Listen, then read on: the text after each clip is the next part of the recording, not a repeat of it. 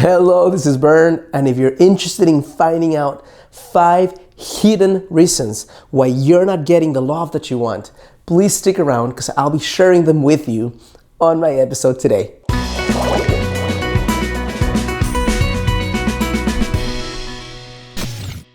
Hello, this is Bern. Welcome to YourGreatLifeToBe.com. Today's another edition of Get the Love You Crave. Super pumped to be sharing with you 5 hidden reasons why you're not getting the love that you want. I'm just gonna head right into them. The first one is lack of emotional clarity about your awesomeness, about you, right? When you doubt your awesomeness or where you lack emotional clarity around what are your virtues and what's the secret sauce, the magic sauce, the unique sauce that you bring to the table, and you shy away from it and you don't express it, that lack of emotional clarity about you prevents you from creating strong connections with men, which in turn creates this belief that it can't happen or that men don't like you or that it's harder than it needs to be. I'm not saying that it's easy, but you can make it harder by having a lack of focus as to how awesome you are. Number 2, lack of emotional clarity about him.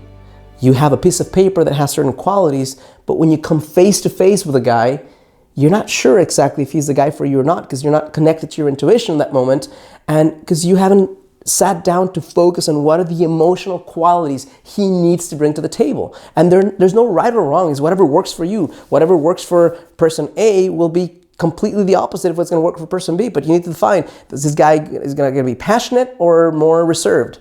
Is this guy going to be really affectionate or is he going to be the kind of guy that doesn't want to show affection in public? Is he somebody who really cherishes conversation or do you love enjoying the silence with him more than having deep conversations? You have to get clear as to what are the emotional qualities that the man that you want needs to bring to the table so that you can really create a stronger sense of resonance when you connect with someone. Does this feel right or is this something that's on paper cool but completely opposite of what I want? Number 3, this is probably the biggest one of the 5 that I'm mentioning right now, so please write it down. The benefits that you subconsciously have for not getting the love are greater than the benefits for getting the love. And you're gonna say, well, Bern, you're fucking crazy right now. Of course I want the love. Really? Because getting the love would also mean that you have to spend less time on your own. Getting the love may mean that you have to commit doing shit that you're not super excited about. Getting the love means that you get to be fully seen in your naked splendor, physically, emotionally, spiritually by someone. And that someone can choose to leave you. And then that feel devastating. So all those things that are lurking in the background may feel significantly heavier when you really focus on them than the benefit of, I have someone and I don't feel alone. Yeah, but the price of getting there is heavier in your subconscious mind. And that's why you're doing things to subconsciously not make it happen, connecting with men who are unavailable emotionally so that when it doesn't happen, you never have to feel ultimately rejected. There's so many things that we do as human beings when we're unclear or where we have hidden benefits for not getting what we want, that if you can get clear on what may be really stopping you and work on it, that may be open the floodgates to maybe 10 years of not getting what you want, boom, you finally get it. Okay, number 4, you're not putting in the right work to make it happen.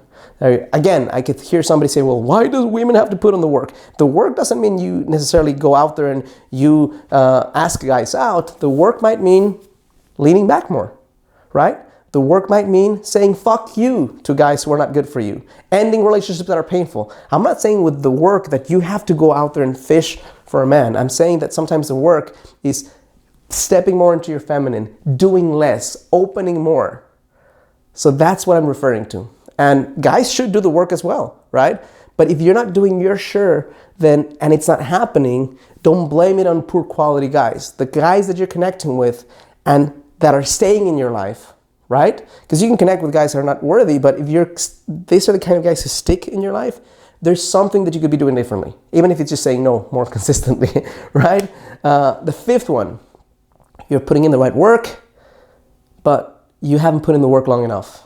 I hate the word patience because I myself, I'm not a patient person, but I know I need to step into it many times, and so do you, right? When it hasn't been long enough, I get messages from some people sometimes that say, hey Bern, I've been doing all the shit that you share on the videos and it's been 2 months and it hasn't happened. Well, sometimes you need hand-holding from mentorship, and that's the case, right? But sometimes it hasn't been long enough. Sometimes you're doing things and you've been 40 fucking years doing it the wrong way, and now you're doing it the right way, but it's only been 2 months. So you need to step into it with more power and presence, or get someone to help you see what you're not seeing within yourself. That's also something important.